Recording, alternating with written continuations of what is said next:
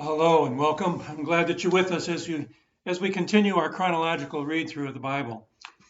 As I mentioned at the end of yesterday's reading, it doesn't take long, actually it only takes 3 days, and Israel is complaining about their misfortunes again. We're not told exactly what that means. Is it the heat, maybe the rough terrain, soreness from traveling? Anybody's guess what it is. There certainly were plenty of difficulties, and we'll soon find out that their diet was definitely a hot button. But the bottom line is this: they're ungrateful to God for what He has done, and they're rebelling against God because now He is leading them and caring for them, or because of how He is leading them and caring for them. God's response, swift, and it brings immediate, even if not lasting, repentance. Fire begins to burn around the outer edge of the camp. The people cry out to Moses, who prays to God, and the fire dies down. You know, we can pick on the children of Israel for the way they're doing, but we also are very quick to complain about our lot before God. We don't have enough of this. There's too much of that. Our lists are endless. Fortunately, God's patience and mercy are also endless.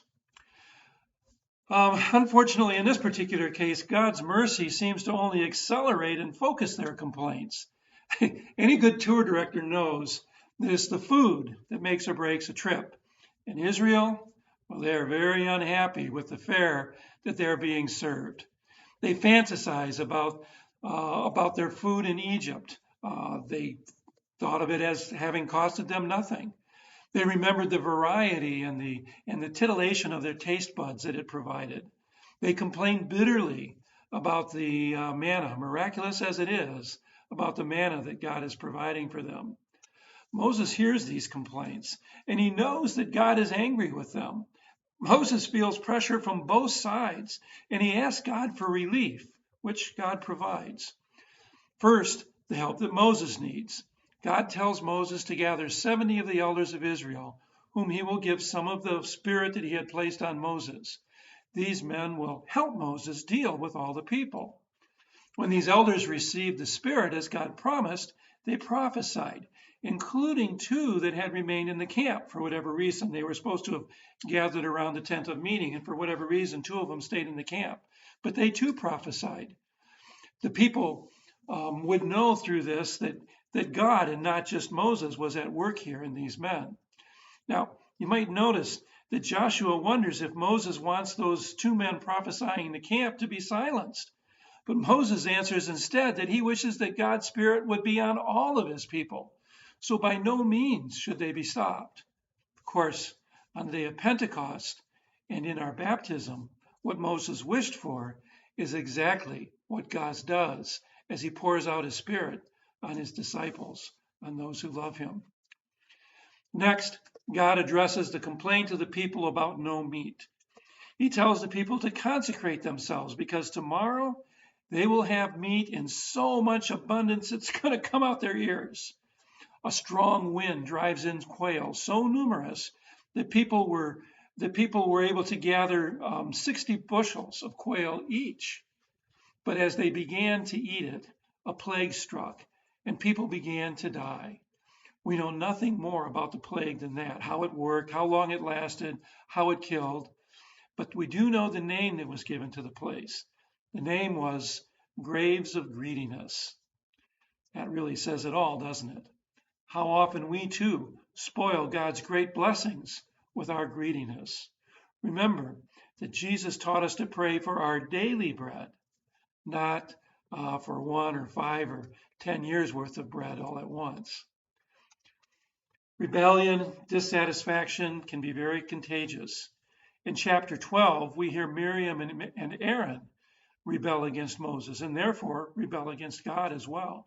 They challenge Moses' leadership Moses' role as sole leader of God's people. The first argument they have is that Moses married someone who's not an Israelite. Well, you see racism and ethnic pride there rearing their ugly heads.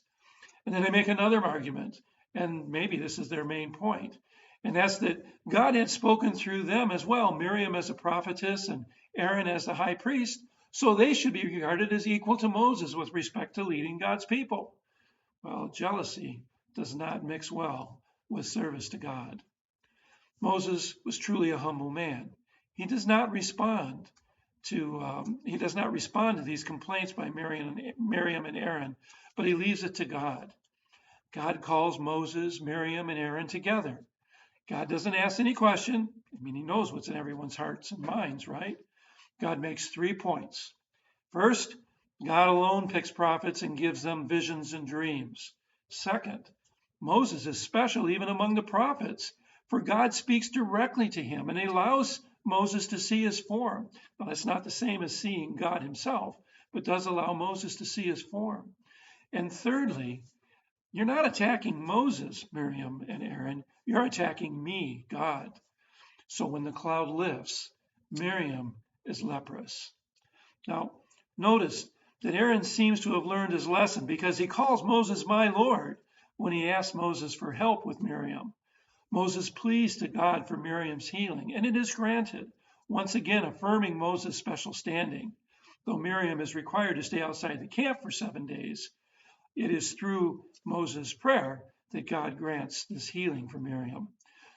Now, don't miss the message of mercy that lies in this account, because neither Miriam nor Aaron die for their rebellion, which could well have been the punishment that they should have received.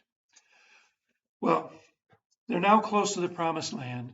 Israel sends spies to see what the land is like. In today's reading, we're told that God told Moses to send the spies. In a few days in Deuteronomy, we're going to read that the people asked Moses to send in spies. Those aren't really contradictions. Likely what happened was the people asked for spies. Moses went to God, as he always does, to see what God would say. And God said, go ahead, send in the spies. See what the land is like. See that the land that I am giving you is like. Do not miss when you read that God is again, do not miss that when you read God is again promising them the land, whatever it is that they find there. And of course, the spies come back with a report of how magnificent the land is. They carried one clump of grapes, one bunch of grapes on a pole between 2 men. It was just mind-boggling. But they also came back and said how powerful his people were, how strong their cities were. Well, this is an opportunity for God's people to glorify God by trusting him to do what he said. Such powerful people and powerful cities would exalt God even more. Come back tomorrow. We'll see how all that goes. Well, may God be with you and bless you. Again, I pray that these readings are helping you, that you're growing, that you're learning. I look forward to joining you again tomorrow.